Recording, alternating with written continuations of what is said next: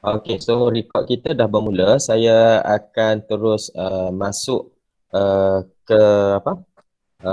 Ke tempat yang nak present oh. Okey, jadi tajuk kita pada hari ni adalah bab 8 daya dan tekanan. Kalau ikutkan ni, kalau silibus lama lah, dia campur sekali dengan di dalam tajuk gerakan, ada gerakan kenderaan di darat, kenderaan di udara, kenderaan di air. Dan dalam tu juga dia sentuh bab daya dan tekanan. Tapi ikut KSSM ni, okey, daya dan tekanan ni dia buat satu bab yang asing lah. Okey. So daya dan tekanan ni nanti boleh tengok juga dalam modul untuk sambil-sambil jawab soalan. Okey, tapi sebelum tu nak cerita dulu macam yang sasaran saya pada hari ini adalah untuk bab daya dan tekanan tu kita just nak bagi faham apakah yang dimaksudkan konsep Pascal. Okey, dan hari ni kita nak tengok konsep Pascal itu diaplikasikan dalam tekanan dalam bendalih. Bendalih ni maksudnya cecair. Okeylah. Jadi kalau eksperimen yang seperti gambar yang saya tunjuk dekat depan ni, rasanya selalu dah tengok ni, masa sekolah rendah pun ada ni, yang mana buat eksperimen isikan air dalam botol dan tebuk lubang pada ketinggian yang berbeza. So itu akan menyebabkan air yang keluar daripada setiap lubang yang ditebuk tu akan memancut ataupun akan keluar pada satu jarak yang berbeza sebab disebabkan oleh perbezaan ketinggian. Jadi kat sini sebenarnya dia nak menunjukkan bahawa bila jarak yang berbeza di antara satu pancutan air dengan pancutan air yang lain, ia bermaksud di tekanan sudah pun berbeza dan ia dipengaruhi oleh ketinggian tekanan tersebut. Okey, jadi untuk hari ini kita akan tengok konsep yang dibawa di dalam tekanan oleh bendalih ni. Okey, tak payahlah. Okey, yang ni yang dikatakan dengan prinsip Pascal adalah dia menyatakan bahawa penyebaran tekanan dikenakan pada suatu bendalih. Bendalih itu cecair ataupun gas dalam sistem tertutup. Hak ni kena faham, sistem tertutup adalah secara seragam pada keseluruhan bendalih tersebut dan ke semua arah. Okey. Jadi konsep dia tertutup ni macam mana? Bila bendalih tu kita tekan dalam satu bekas. Okey, satu bekas yang tertutup. Kalau kita tengok kat sini, ada dinding di sebelah sini, ada dinding di sebelah sana. Okey, jadi bila kita buat satu tekanan pada kawasan ataupun permukaan yang kecil dekat sebelah kiri ni, pada bahagian A ni, okey, tekanan yang sama akan terhasil pada bahagian B. Walaupun pada bahagian B ni luas permukaannya besar, pada bahagian A luas permukaannya kecil, tetapi tekanan yang dikenakan pada bahagian A adalah sama dengan tekanan yang dikenakan pada permukaan B. Itu yang dinyatakan oleh prinsip Pascal. Sebab apa? Penyebaran tekanan pada satu sistem tertutup adalah secara seragam. Kenapa dia cantik-cantik dulu? Ctrl Z. Okey, adalah secara seragam. Bukan saya bukan, kenapa dia jadi cengik-cengik macam tu? Okay, secara seragam. Okey. Boleh ya? Itu yang nak difahami kat sini. Okey. Tekanan yang dikenakan pada bahagian A adalah seragam pada keseluruhan permukaan. Oleh kerana permukaan kiri kanan hak lain ni adalah tertutup, selalunya kita buat daripada bekas yang kuat, dia tak tolak lah, dia tak kemik lah. Dan dia akan tolak keseluruhannya pada bahagian B. Jadi inilah konsep yang digunakan dalam sistem jet hidrolik yang mana kita nak mengangkat suatu bebanan yang jisimnya lebih besar, okey, jisimnya lebih besar, tapi tekanan yang kita kenakan di luar tu kalau ikut dengan kemampuan daya kita, okey, kekuatan kita tu macam tak kuat, tetapi kita boleh mengangkat suatu beban yang besar. Jadi itulah yang ada dalam prinsip Pascal. Okey, so ini dia. Okey, prinsip sistem hidrolik.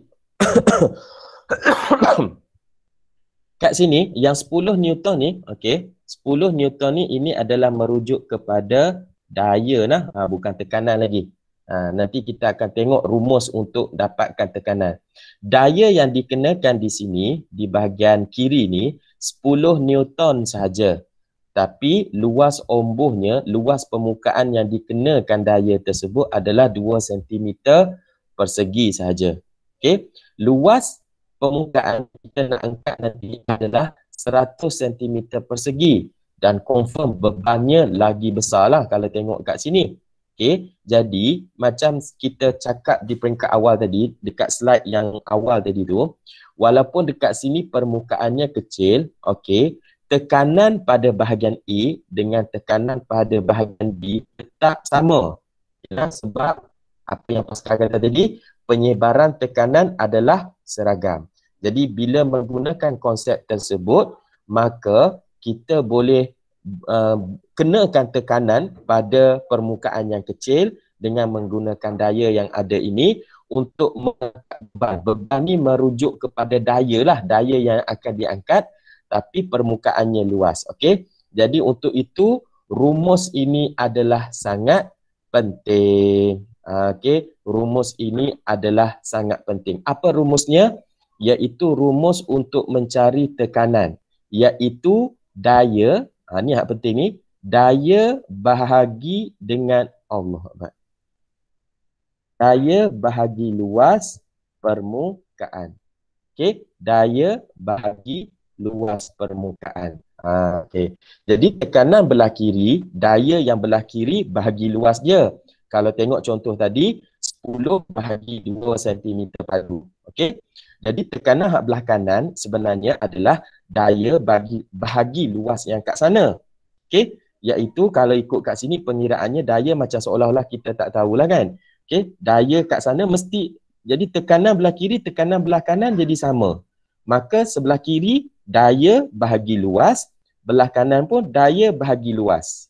Okey, jadi kat sini yang maklumat yang tak diketahui adalah daya output. Bermaksud daya output ni apa? Iaitu jisim kepada beban. Okey nah, jisim kepada beban. Tapi kita ambil dalam bentuk Newton. Okey, sorry, kita tak panggil jisim, istilah dia.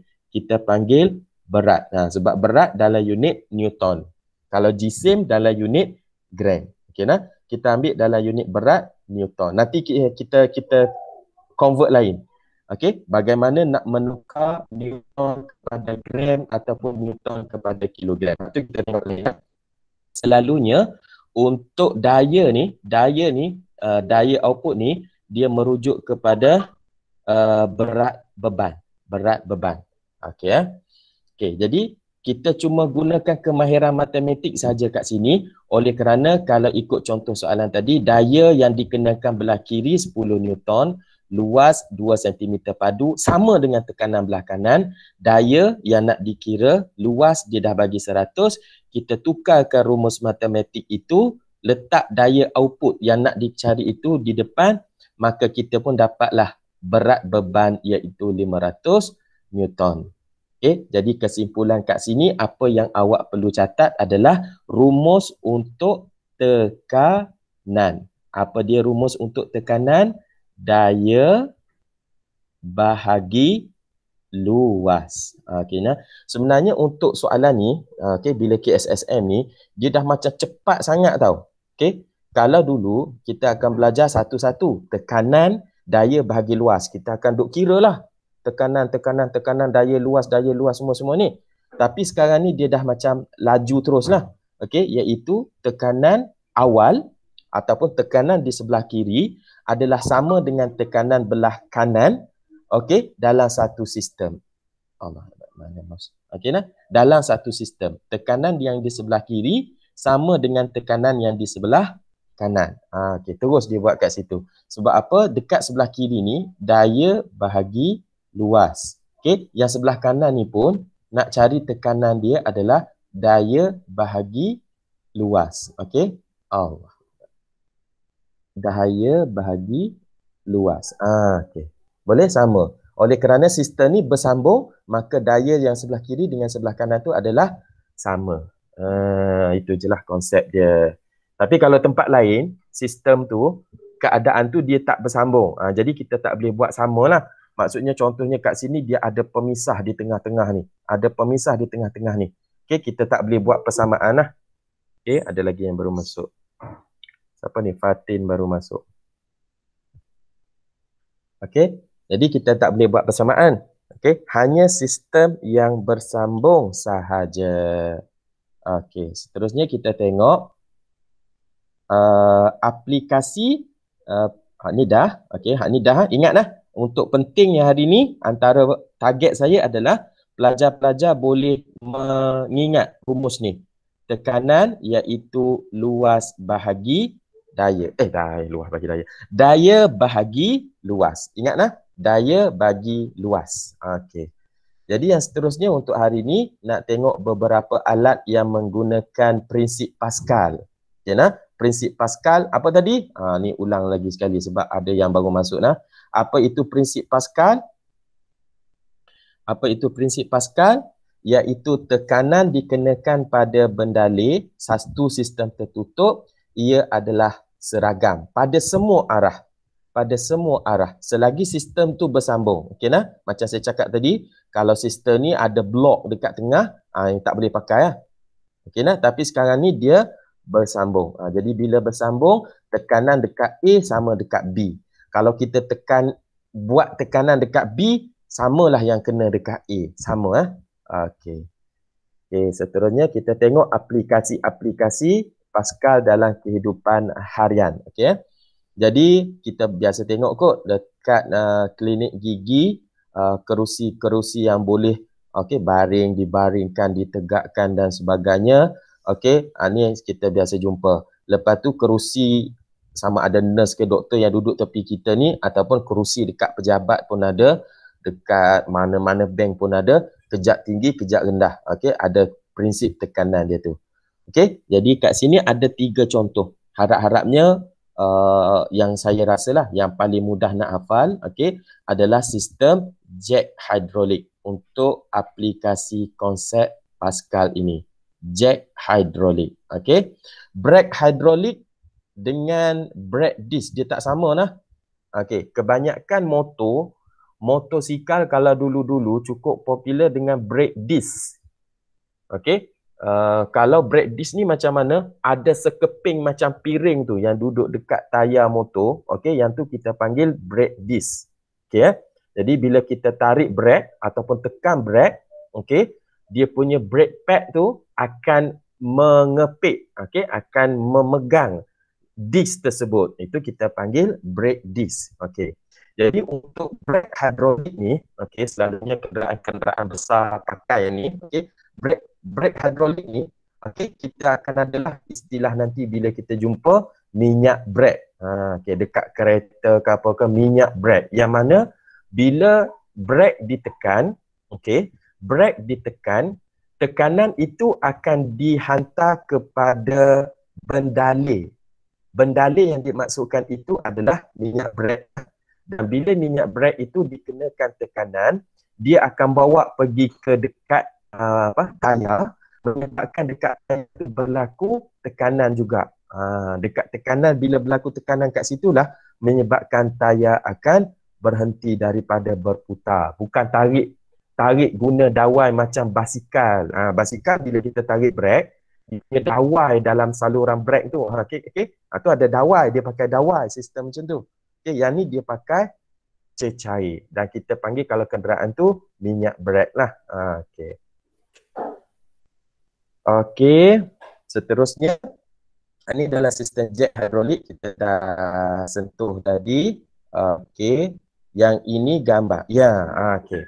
Kita tengok, okey, kita mungkin tertanya-tanya, okey, kalau tekanan di kita ambil balik. Kalau tekanan di sebelah kiri sama dengan sebelah kanan, macam mana dia boleh terangkat dan tak turun-turun? Perasan tak? Bila kita tekan jack hidrolik nak angkat satu badan kereta, bila kita angkat, dia tak turun. Tapi bila kita tekan satu button, dia pun akan turun ke bawah. Okey, nampak tak? Yang ini gambar yang saya tunjukkan paparkan ni, ini adalah yang biasa. Maksudnya, kalau kita nak bagi beban tu, objek tu sentiasa berada dalam keadaan terangkat, maksudnya kita kena tekan 100% kat sini, tak berhenti, tak lepas lah. Okay? Tapi macam tu mana ada orang buat, lenguh lah tangan kan. Jadi konsep yang digunakan adalah dia masukkan injap. Dia masukkan injap. Macam mana injap tu? Okey, injap ni dia konsep yang sama macam dalam jantung manusia. Ada salur darah masuk dalam jantung, ada salur darah keluar dari jantung. Bila salur darah masuk dalam jantung, okey, dia ada satu injap yang boleh terbuka bila darah nak masuk. Tapi tapi bila darah nak keluar, injap tu tertutup dan dia tak boleh keluar. Okey, sama juga dekat dalam sistem jet hidrolik. Bila kita tekan tuas ataupun kita tekan tuas ni menyebabkan tekanan berlaku pada bahagian ombuh ni. Okey, ombuh ini akan menekan cecair. So bila dia tekan cecair, okey, tekanan akan dibawa sehingga kepada injap dan injap akan terbuka. Yang ni akan terbuka nanti. Injap ni akan terbuka. Bila terbuka, cecair ni akan masuk ke dalam bekas yang besar ni. Dan bila dia masuk ke sini, dia akan mengangkat ombuh yang lebih besar. Tetapi bila tuas ni dilepaskan, okey, macam seolah-olah beban ni nak turun balik lah kan. Bila beban ni nak turun balik, nak tolak cecair ni lalu ikut injap, dah tak boleh dah. Kenapa? Injap dah tertutup dari dalam. Maka bendalai tu tak boleh nak tolak keluar. Maka dia akan berada kekal dalam keadaan ketinggian seperti mana yang ditekan tuas tadi tu. Injap ombuh yang kat sini tadi tu. Okey? Jadi macam mana kita nak turunkan dia balik? Ini yang kita ada injap pelepas. Okey nah. Yang kat sini masa kita duk tekan dia naik, hak ni kita jangan usik lagi. Okey. So bila kita dah selesai buat kerja, kereta dah berada dalam ketinggian tu, nak tukar minyak hitam ke, nak tukar apa ke, okey, dah selesai, maka kita nak turunkan dia, kita akan buka injap pelepas ni. So bila kita buka injap pelepas ni, okey, automatik bebanan yang ditekan dekat ombuh besar ni akan menekan bendalai masuk ikut salur yang ada injap pelepas. Bila masuk dalam injap pelepas, ada masuk dalam takungan cecair dan dia akan boleh masuk semula dekat ruangan tempat tekanan tadi. Tapi masa kita tekan tadi, kenapa dia tak masuk kot ni? Kenapa dia tak masuk ikut injap yang depan ni? Sebab kalau kita tekan dekat sebelah kiri ni, dekat injap yang awal ni, hak ni dia akan tertutup, dia tak akan masuk kot ni, dia akan turun ikut bawah. Jadi konsep dia, bila tekan dia akan pergi ke sana, naik ke sini, masuk kot ni balik dan terus masuk ke sana balik. Dia ada injap pelepas. Sebab tu bila kita tengok orang yang duk tukar tayar kereta, dia tekan naik, lepas tu dia akan tekan satu punat apa benda dah dekat tu, itu dikatakan injap pelepas. Jadi dia bebanan tu boleh turun semula. Okey nah, dia pakai injap lah. Kalau ikut gambar hak ni hak simple, sistem yang paling simple. Tapi yang ini kita maksudnya kena tekan 100%. Tak boleh lepas, dia akan turun balik. Jadi untuk nak meringankan kerja kita pakai injap untuk nak membantu supaya bebanan tu kekal terangkat. Okey nah. Okey. Ini lagi contoh operasi sistem jet hidrolik yang ada. Okey, boleh tengok konsep yang samalah macam saya cakap tadi, tapi dia bagi dalam bentuk nota. Okey. Tak kisah, lepas ni awak nak tengok balik, baca balik yang ni ke, nak dengar apa yang saya membebel ni ke, yang cakap ni bukan membebel lah, duk cakap ni ke, okey, tak ada masalah. Dan kalau tak faham juga, boleh tanya, message personal dan sebagainya. Okey. Seterusnya kita tengok, ni penerangan hak tadilah juga. Okey, cuma dia gunakan beberapa gambar. Saya daripada gambar hak ni, saya duk cakap. Hak ni dia terangkan dari satu demi satu.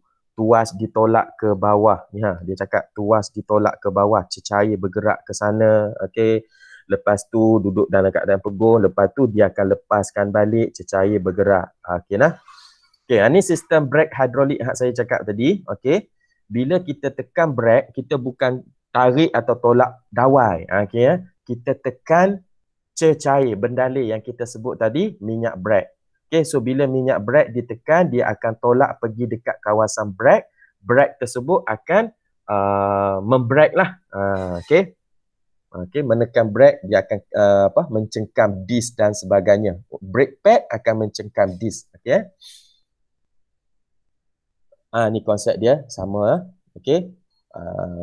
Dua cara brake dia boleh membrake tayar macam ni. Sebelah kanan satu, sebelah kiri satu. Okay. Bila cecair ditekan, dia akan tolak brake pad menekan disk pada kenderaan. Okay. Yang kalau hak sebelah sini, dia guna konsep tolakkan bila tolak tu. Okay. Kalau siapa-siapa yang biasa buka tayar motor, okay, boleh nampak konsep brake dia tu. Okay. Hak ni tayar motor yang kalau duduk dekat belakang tu. Okay. Nanti insyaAllah lah kot, kita kalau ada kesempatan ni, bila buka sekolah ni, kita boleh minta pelajar lelaki. Okay. Hak tera-tera buka tayar motor tu, buka tunjuk. Okay. Okay. Okay, ini adalah brake cakra pada roda depan, brake gelendong pada roda belakang. Dua jenis brake. Okay, nah? Dua jenis brake untuk nak menghentikan gerakan tayar saja. Okay, nah? Tapi yang nak mengbrake itu, okay, kita gunakan cecair bendalih. Okay, nah? Mungkin nanti ada soalan tanya, apakah cecair yang digunakan? Minyak, nah? Seperti okay, cecair yang digunakan tu adalah minyak. Kenapa tak pakai air? Rasanya kenapa tak pakai air? Okay, dia mudah meruap. Nah. Jadi kita pakai bendalih yang ada dalam sistem brake itu adalah minyak. Okey, boleh ingat? Minyak. Okey, minyak. Okey, kerusi rawatan gigi. Hak tadi dah ada dah tunjuk dah sebagainya. Okey, hak ni kita akan hubung kait antara halaju bendalih dengan tekanan. Hak ni adalah kita akan belajar pada kelas yang akan datang. Okey, nah. Okey. Yang ni kita akan tengok kelas yang akan datang. Jadi untuk hari ini, okey, untuk hari ini selesai kelas kita secara teori. Jadi seterusnya saya nak minta pelajar, okey, selepas ni boleh tengok dekat modul muka surat 1, muka surat 2, muka surat 3. Okey, muka surat 1, 2 dan muka surat 3 untuk selesaikan bahagian modul tersebut. Okey, saya rasanya hak tu saya catat dekat grup pun tak apalah, tak payah tulis dekat dalam presentation dekat PowerPoint ni lah. Okey, muka surat 1 sampai muka surat 3. Ada pertanyaan? Tak ada. Tak ada. Bagus. Faham semua nah. Okey, kalau kita tengoklah kalau ada siapa-siapa yang pegang modul, okey, contohnya soalan nombor 1 muka surat pertama modul tu. Sistem tertutup merupakan suatu sistem fizikal di mana jirim tidak dapat apa? Agak-agaknya.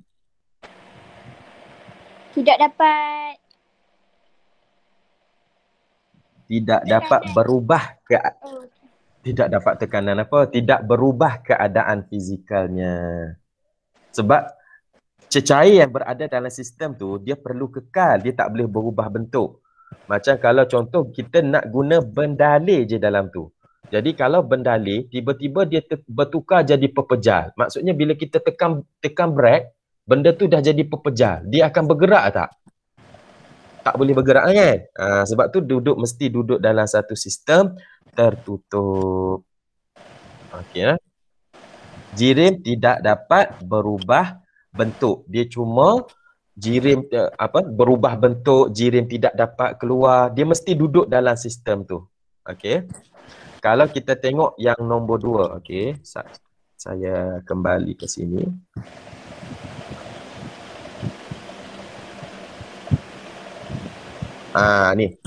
Ni hak nota saya hak tadi. Di mana jirim tidak dapat masuk atau keluar daripada sistem tersebut. Ni jawapan kepada soalan nombor 1 di muka surat 1 modul. Okey nah. Dia tidak boleh berubah bentuk, dia tidak boleh masuk, dia tak boleh keluar. Dia mesti ada kat dalam tu. Pernah dengar tak yang kalau orang nak pedajalkan suatu kenderaan, nak bagi aksiden dan sebagainya, dia akan pergi bocorkan minyak brake. Pernah dengar tak? Kalau tengok dalam drama, movie, selalu jadi macam tu. Bila dia nak pedajalkan orang, akan adalah watak yang akan berada di bawah kereta, dia akan pergi kerat mana-mana satu dawai, tapi dia bukan kerat putus. Dia akan kerat, dia akan tebuk sikit aja supaya apa?